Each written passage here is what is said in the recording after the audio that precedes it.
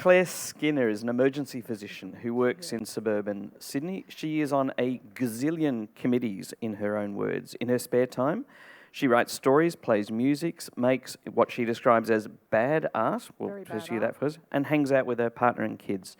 From a personal note from me, she's also the president of my college, and she's done an amazing job of representing emergency medicine. And so thank you so much for helping guide us through a pandemic, Clare. Thank you very much, Ian. I've had what you could only refer to as an intense weekend on the family front, so I would do my talk more justice with just the crutch of some notes, so I'm going to change tempo a little bit. Thank you for inviting me, Ben. It's actually a long-held dream of mine to talk music and medicine on ABC Classic FM, but you know what? I think Don't Forget the Bubbles is possibly one step better. I have a confession to make. I don't drink coffee, I don't drink Diet Coke, I don't wear a bike helmet, and I don't even own a bike. In fact, I am the antithesis of Dr. Glaucon Flecken's emergency physician. Somehow I ended up as a doctor, but in my heart, I'm a writer, an artist, and a musician. I love music because it's part of who I am. It's going to be a bit teary, this talk, sorry. I can find and make music out of anything. There's always music playing in my head. I have an inner soundtrack. I've never owned up to that before. Now that you know this, you might notice that I'm always walking in time to the beat, and I can make a musical instrument out of anything, like a blade of grass or a tin can. People ask me about my favourite bands, and I'm boring. I love the Beatles and I love Crowded House because I love complex harmonies and storytelling. But my greatest musical love is Beethoven. I could be described as a Beethoven tragic. I thought about playing for you today, and in fact, when I was preparing for this talk with a friend, she said they need to put a piano on stage. But you know what? This is a medical conference. So chances are every second one of you's got an AMSA in something. And there's probably at least 3 former ABC Young Performers of the Year in the audience. So while I know my way around music, I'm not good enough for this crowd, and I'm going to stick to what I'm good at, which is just like my role as an ED director, I recognise that my skill is in being a facilitator and not the best performer. So there is one way in which I am a stereotypical emergency physician, which is I like to do a million things at once. I love emergency medicine because it's the most exciting 15 minutes of every specialty. And this is actually my approach to music as well. I can play the first 1 or 2 grades of almost every instrument. So instead of playing for you today, I'm going to unashamedly share some personal reflections, photos and stories. I play 4 instruments properly. And in this talk, I thought I'd take you through each of them and some things I've learnt about life and leadership. So you could think of this as a symphony in 4 movements. Here we go. Here's movement 1. I'm sorry about the terrible photo. It was taken in the mid-1980s when an oversized t-shirt was considered a complete outfit. I started learning the oboe when I was 11. I nagged my parents until my granddad gave in and bought me a second-hand plastic instrument. I told everybody that I loved the sound, but I think I was actually attracted to it because it was really difficult and I didn't know anyone else who played it, which ironically are the exact same reasons that I wanted to study medicine. The oboe opened the important door for me, which is to the world of the symphony orchestra. When you watch an orchestra play, it's really easy to think the conductor is actually in charge. Let's talk about leadership in the orchestra. I suppose the conductor is in charge. It is their job to keep the orchestra together, which they do by waving a stick, making hand gestures, and through use of nuanced facial expressions and body language. But in practice, things are far more complicated. There's leadership and operation at all levels. I want you to think about the composer. They wrote the notes, they chose the music, but they don't get any say over how the music is actually played or interpreted.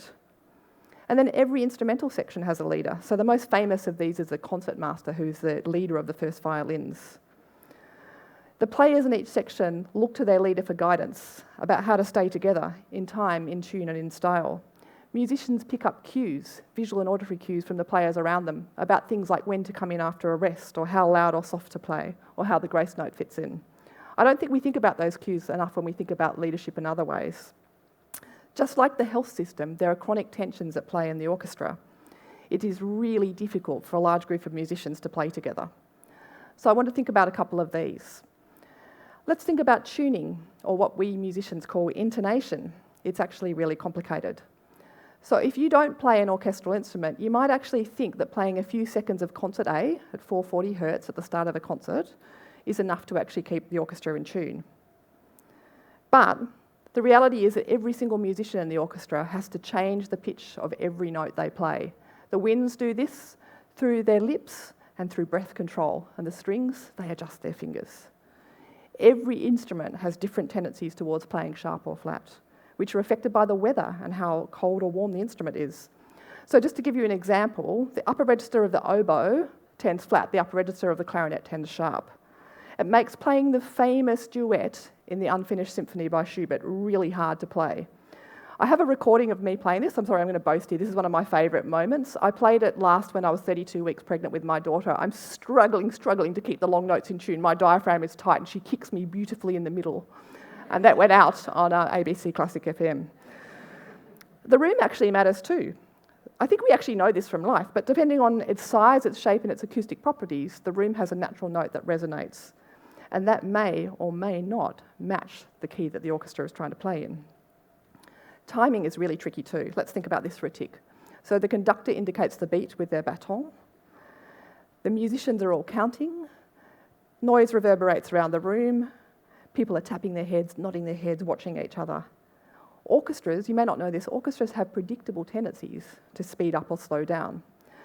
There's a tempo at around 94 to 96 beats per minute, the heart rate of a primary school age child, which is known as the point of indifference, which is the place at which humans comfortably play in time.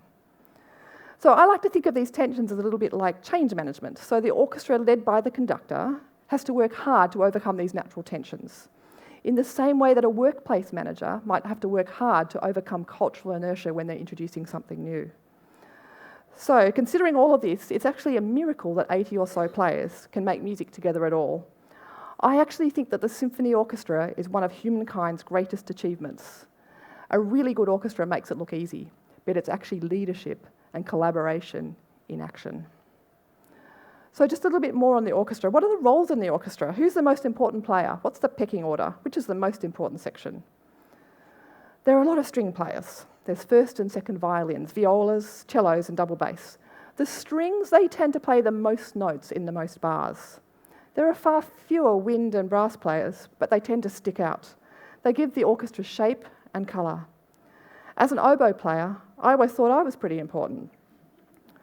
Oboe is a technically difficult instrument. It has a really distinctive sound, and every note I play can be heard in the back row. Because of this, the oboe, in particular the first oboe, has a really important role. It tends to herald a change of style. So I want to give you an example here. There's a really tricky bar where the first oboe, at the end of the cor anglais solo in the slow movement of Dvorak's New World Symphony, introduces a new tempo and a new key signature. It's in about 6 sharps, and the rumour is that Dvorak's wife was having an affair with the oboe player, and it was a revenge piece. It's easily my least favourite bar of my second favourite symphony. Look, it's rare for too many oboes to sign up to play with the New South Wales Doctors Orchestra, but one year it happened, and I had to sit a piece out, and I got asked to play the bass drum. I only had one note. We were playing Tchaikovsky 5. My hands were trembling and it was almost impossible to do that in time. And I've spent 20 years working in an emergency department, and this was easily one of the most nerve-wracking moments of my life. So I learnt that there is no such thing as the most important player in an orchestra. There are times when you play the tune or a solo, or times when your section takes the lead, which is called a soli. There are also times when your section backs up other instruments, and I want to talk through a few special effects of how this happens. So there's a thing that I think of as a magic carpet played by the strings. They make a lovely light shimmering sound, which is rich with vibrato. It helps the melody soar. That shimmer hides all sorts of flaws in the lead instrument. So it looks like they're playing in the background, but actually they're the leaders facilitating someone else to shine. The winds do something that directs traffic. They play little toots and squeaks that accentuate notes, often when the strings are playing a moving ribbon. The winds become the equivalent of musical slalom gates, keeping the strings on track and making them play in time. Again, their role is not being in the background, they're actively leading the strings to make them shine. And the brass, they have an effect I think of as a superhero sound. They play these big, round, low, bronzy notes that say, "Back off everybody, the big guys are in town." They're saying this is serious business, and again, they're making everybody focus on who's playing at the top. So this is not just background stuff, this is actually facilitative leadership. There's also times in the orchestra when you don't play, and a concept I really like and have learnt from the orchestra is the concept of playing the rest. That is the act of deliberately getting out of the way to make space for other people and doing it in a very musical way. So just like a hospital or a health system, an orchestra actually needs every player doing their thing and doing it really well. You've got to know your instrument, learn your part, follow the conductor, and be guided by your leaders and be engaged with absolutely everything that's going on around you. And that's why I find playing in an orchestra so wonderful, because it's not about me, it's about the music. Here you go, second movement. So, another embarrassing photo. I'm in year 5 in this photo, but it looks like that school tunic was bought for me by my stingy parents in around year 2. I started playing the saxophone when I was 9. I auditioned for the school band, and I think the saxophone chose me. Actually, probably more realistically, I was assigned the tenor saxophone because I was the only kid that was tall enough to hold it. I subsequently moved on to alto, which is the saxophone I now play, and baritone, which is the curly one that Lisa Simpson made famous. I played with my main instrument through high school. And I also had the soppy sax, which is the Kenny G variety, in my very large collection of instruments at home. Now, you can tell from this photo that was the early 80s, so I learnt the sax solo from Your Latest Trick by Dire Straits off the radio and played it over and over again. In fact, it was my latest dinner party trick. The saxophone was the 1980s epitomised. It was cool as hell, and through the sax I learnt all about popular music, how to improvise, and all about jazz. Here's my school band playing at Darling Harbour in 1989, and if Caroline Webb is in the audience, that's a special moment for you.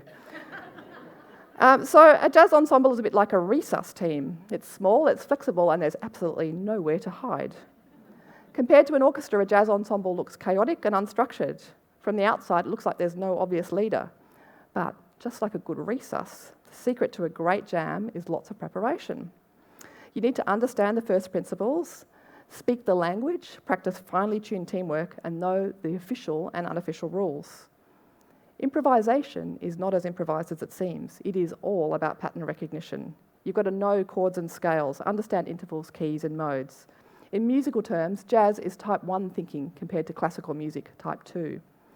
Like most of medicine, jazz is learned through an apprenticeship model. So players listen to riffs, they learn snippets from popular tunes and famous solos, and then they bend and twist them, practice them in all sorts of keys and styles so they can put them over different musical backgrounds. Playing jazz in a small group is all about good communication. You have to learn shortcuts and scripts to let the other players know what you're about to do. The most important concept I learnt from playing jazz is the notion of the happy mistake. Whatever you do, don't stop playing. So if you hit the wrong note, you've got to bend it or turn it around or even make a feature out of it. You've got to keep on playing. If you lose where you're up to in the music, a good band will know how to find you halfway. And that's what we do in resus, isn't it? We don't know how the piece is going to end when we start. So we assess and manage at the same time. It's trial and error. We work as a team. We understand the principles and we know our limits and we always keep an open mind. Some of my very favourite moments happen playing the sax. I think one of my fondest is a concert in Oakland, California on a school band tour in 1990. We started improvising to You Can Leave Your Hat On by Joe Cocker, and the entire school hall full of students and teachers started miming a striptease, which is probably very inappropriate when viewed through a modern lens. I took my saxophone everywhere with me. I loved jamming with a group of international students in a hostel during my elective overseas, and it's ancient history now, but I met my husband, so my first husband, not my current one, when I took over his saxophone at a hospital function and played solo from Misty. So here we go, we've got another movement. Now I'm getting quicker, I promise. So this is me at about age 6 wearing a skivvy. The 70s were over, so I'm not quite sure what my mum was thinking. I started playing the piano when I was 5. It was suggested by my teacher. It might be a surprise to you now, but I was painfully shy at primary school and I didn't like going outside with the other kids. So she set me up in the school hall with the piano. She thought it would give me something meaningful to do, and she was right. I'm sorry, because I'm talking about this bit. Soon after that, after a chance encounter with Richard Gill, I was having piano lessons at the Sydney Conservatorium. We've been through a lot together, the piano and me. The piano is where I learned how music works. Chords, scales, arpeggios, key signatures, tempos and dynamics, sight reading, playing by ear, melody and harmony. The piano is how I learned to solve complex problems. I learnt that if I could break a piece into parts, slow it down, do it one hand at a time, work out the fingering, I could learn even the most complex piece of music. From the piano, I also learnt the art of deliberate practice, using auditory, visual and proprioceptive memory, which is a really useful skill in clinical medicine too.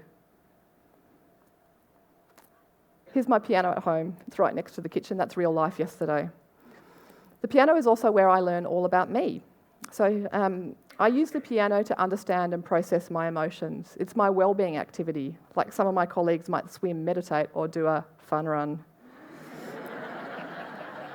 Sometimes it feels good. My fingers move really well and I reach a flow state, and that's the best feeling in the world. Other times it feels really hard. My fingers are clumsy, nothing clicks, and the notes turn out all wrong. So it's just like real life. I play a lot of piano when times are challenging. I play sad music, angry music, and sentimental music. My partner complains that I am very noisy to live with after a bad day at work. I play a mix of old favourites, improvisations, and sometimes new pieces, which stretch me and require detailed rehearsal. In the last few years, I've become really mindful of the lack of diversity in the composers I play. They're basically all middle-aged German dudes, which is exactly who I live with in my real life. So I'm trying to remedy that, but right now I'm working on my old favourite, the Schubert Piano Sonata in B-flat. That's about 4 pages of 22 of it on my piano there. The piano is my lifelong companion, and I actually consider it my best friend. So people who are close to me know that I anthropomorphise everything. My car and even my pot plants have names, but I've actually never named a piano because it doesn't feel right. I make friends with pianos wherever I go. If there's a piano there, I can't feel lonely. I love bumping into pianos. So recently I've played the one at Adelaide Airport and the one in the foyer at the Gold Coast Hospital. My fingers twitch and I just can't resist meeting a new friend.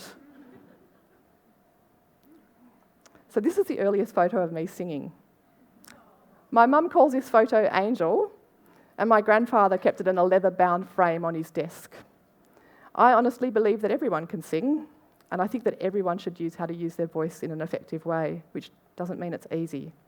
Sometimes you need to find the right words, the right style, the right tune, or the right key, and sometimes you just need to find the right audience.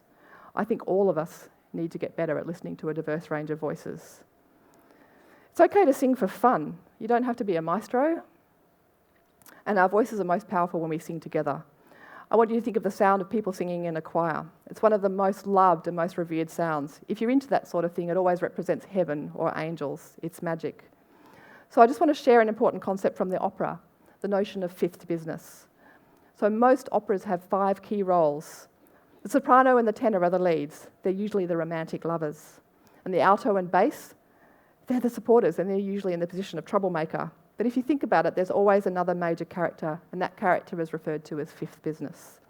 That part is often sung by a contralto or a baritone, and they are the character that glues everyone else together, makes things happen, and reveals the truth. So I want to try this idea out with you, okay? So let's think about the Pirates of Penzance. I know it's not a real opera, okay, but I like Gordon Sullivan, so tough luck. Frederick and Mabel are the lovers. Ruth and the Pirate King are the troublemakers. And fifth business, that's the modern Major General. Okay, let's go another example, all right, the Little Mermaid. Ariel and Prince Eric are the lovers, Ursula and King Triton the troublemakers, and surprisingly, Sebastian the Crab is fifth business, revealing the truth to Ariel. So I want you to think about this though, because from my perspective, when I've been in leadership roles, I've tended to position myself actually not as the lead, but as fifth business. I aim to move around in the background, keep people together, make things happen, and tell truth to power. So now we're going to get even more modern, all right? We're going to talk about Encanto, and it's okay, I'm not going to talk about Bruno. But why does Encanto resonate with so many people? It's because Mirabel, the main part, is a facilitative leader. So if you think about it, Mirabel looks like the star, but she's actually playing fifth business. So I'm really grateful for my music education. I want to acknowledge my privilege. I know that not everyone has had access to musical instruments and music teachers in the performing arts in the way that I have. I'm really grateful for my parents, my teachers, my mentors. There's too many people to name. Music has allowed me to see, hear, and understand the world in a special way. It developed my leadership skills, my followership skills, and my teamwork skills. It's given me the confidence to tackle difficult problems, and it's provided a safe space for solace and reflection. I feel really lucky that music is a tool in my toolkit. Why is this important? Why am I giving this talk? Because do you know what? This meeting is all about children's health. And for me, music education is absolutely central to children's health. Music is health, and music can change lives. So I want you to all raise your voices to advocate for access to music education for all kids, especially those kids that are socially and geographically marginalised. I just want you to look at me. I'm that quiet little kid there. I'm an ordinary kid from the suburbs of Sydney. I went to my local government high school, and music is the reason that that little kid up there turned into that. Did it work? Yeah, it's a scary photo. I have to get past that one. So we always talk about learning about leadership through sport, and I want you to think bigger than that. I want you to think about learning leadership through music. And I also hope that I've shattered the cliche of emergency physicians doing extreme sports. And please always include some performing arts in your wellbeing activities at conferences for those of us who don't feel comfortable in Lycra. So this is the ED Musos, which was a small project during the pandemic. I think we overcomplicate leadership training. Deep down to me, leadership is actually blindingly simple, which is when you are granted the privilege of leadership, just treat other people as you would hope to be treated yourself. Here's a bit of a summary of things about leadership I learned from each of my instruments, the 4 movements of the symphony. So, number 1, understand complex systems, roles, hierarchies and tribes, dynamics, balancing the tensions and managing change.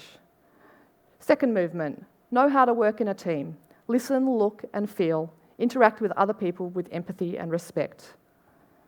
Movement 3, do the hard work on yourself. Learn, practice and grow, and whatever you do, don't stop playing. And movement 4, learn how and when to use your voice for good. And remember, it's not all about you. Thank you very much for the opportunity to speak with you today.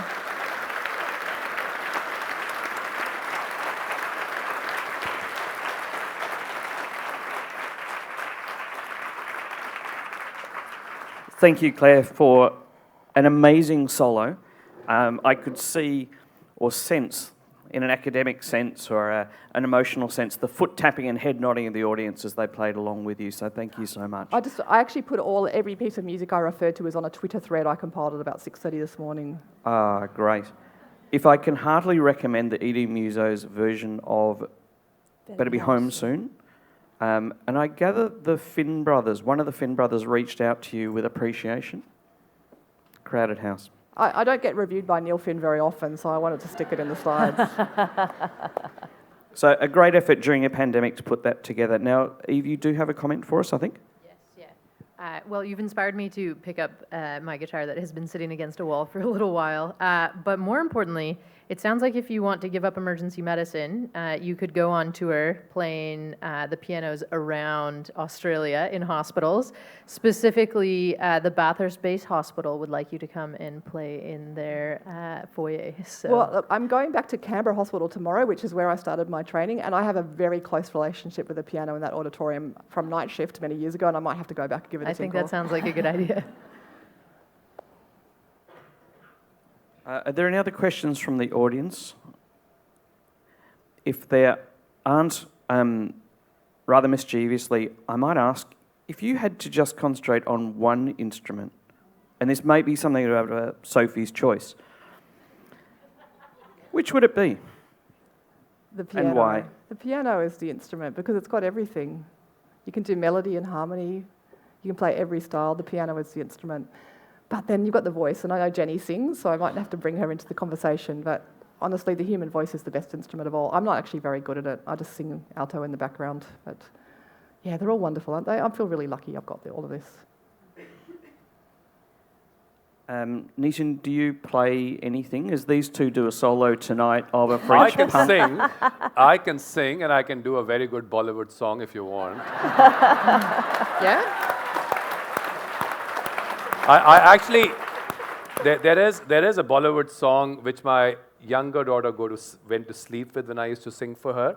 And then when I am doing ward rounds, I would sing Twinkle, Twinkle, Little Star, I'll sing. And then the third song is this Bollywood song, and invariably the kids go to sleep on that. So really. Sure. Go. It depends on the time. We have enough minutes for... To hear Nishan sing. Woo! 3 minutes and dancing. Please get phones ready. So this is obviously in Hindi. क्यों हवा आज यूं गा रही है, क्यों फिजा रंग बरसा रही है. मेरे दिल बता कौन है, आ रहा चांदनी हर तरफ छा रही है. गा रही है, गा रही है. That's it.